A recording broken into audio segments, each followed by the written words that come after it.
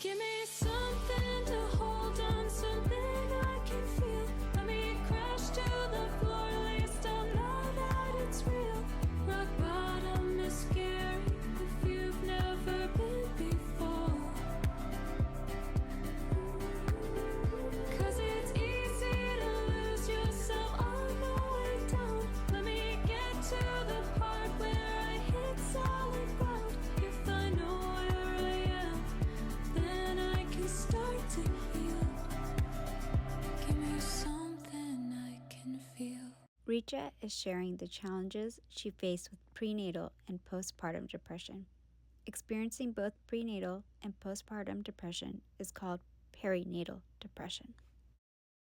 A visual description of what Kriti and Richa are wearing is Kriti is wearing a black cardigan over a floral top. Richa is wearing a gray top. Kriti and Richa are sitting on chairs in front of a fireplace. Welcome to Breaking Barriers with RK. Wow, in sync. Welcome back, everybody. Today, we're going to go on a journey with Richa and ask her about some of the challenges that she faced when she was dealing with depression. How did you differentiate at that time from figuring out whether you were just having a few bad days versus, actually feeling that you have chronic depression? That is a very good question. And being in depression is very hard to know that you're in depression. The way it's defined through, like, if you Google search it, and a lot of the psychiatric websites say depression is after you experience anxiety or sadness or hopelessness for 2 weeks or longer. For me, I didn't know. I just didn't know that I was in depression, and that's very quite possible for anyone to not realize it. I thought I was just not getting sleep, and I only learned through my therapist that I was experiencing depression.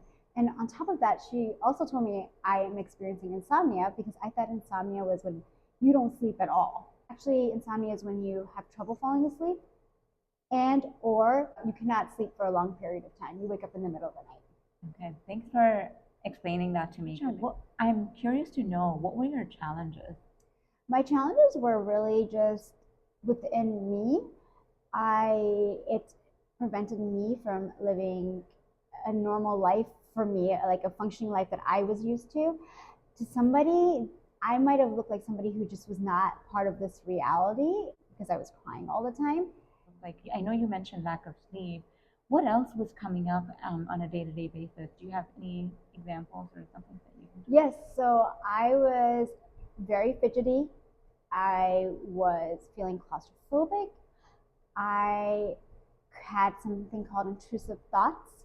And intrusive thoughts are basically where you have the same thoughts that are very triggering and negative just pop up in your brain and they don't leave. I was having those intrusive thoughts constantly for days and days on end. And I was also in full range, and I was exhausted. Can you tell us an example, but maybe if one of the examples that can help me or our listeners understand? Yes, examples were for feeling claustrophobic or just jittery and uncomfortable. Was once I ran a red light, and my son was in the car seat. I was taking him to daycare, and he said, "Mommy, we just ran a red light." It through our conversation, it came out that way. He was 2.5 at the time, so it wasn't that well versed.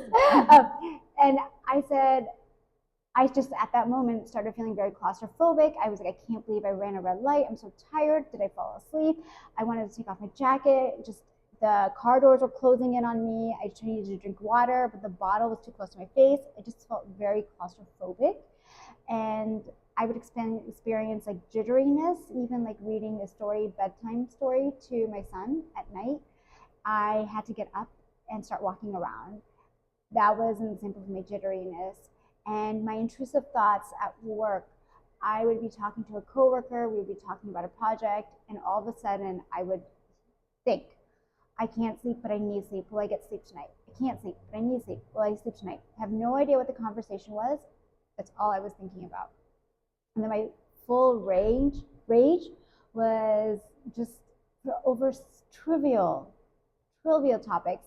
My husband and I were trying to decide what to do for dinner one day when we were out with our son, and we were deciding if we should go home for dinner or go out for dinner.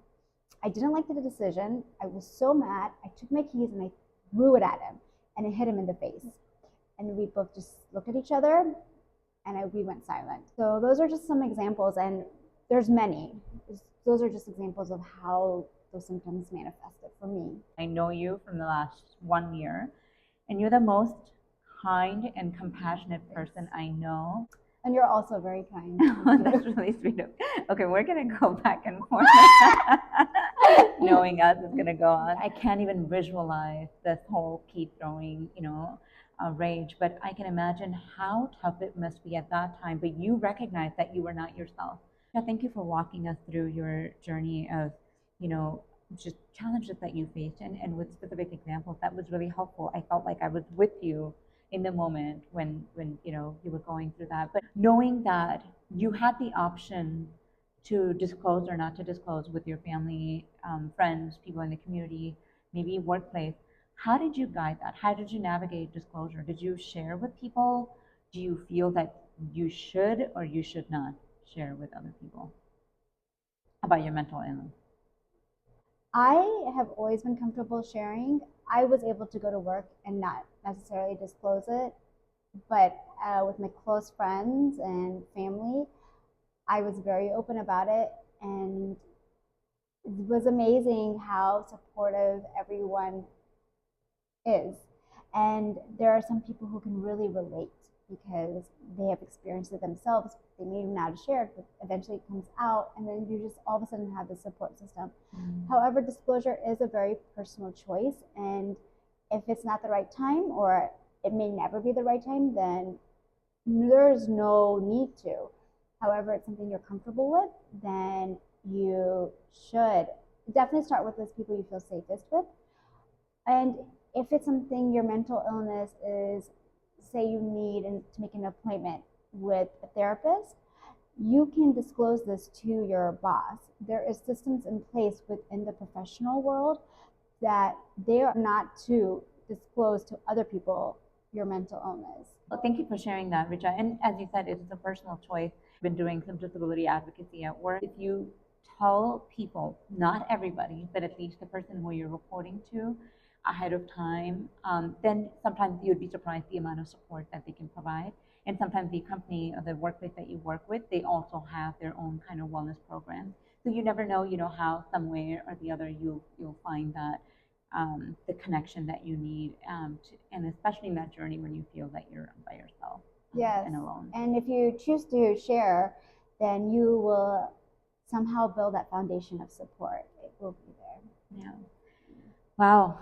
Thank you. This was really helpful to have a heart-to-heart conversation. In the next episode, we will be talking about Kruti and how she has embraced her hearing loss, hard of hearing, and her journey with it. And thank you so much for being here with us, and we will see you next time. See ya. Bye. Bye. Thank you to Mandy Harvey for giving us permission to use her song Something I Can Feel in our intro.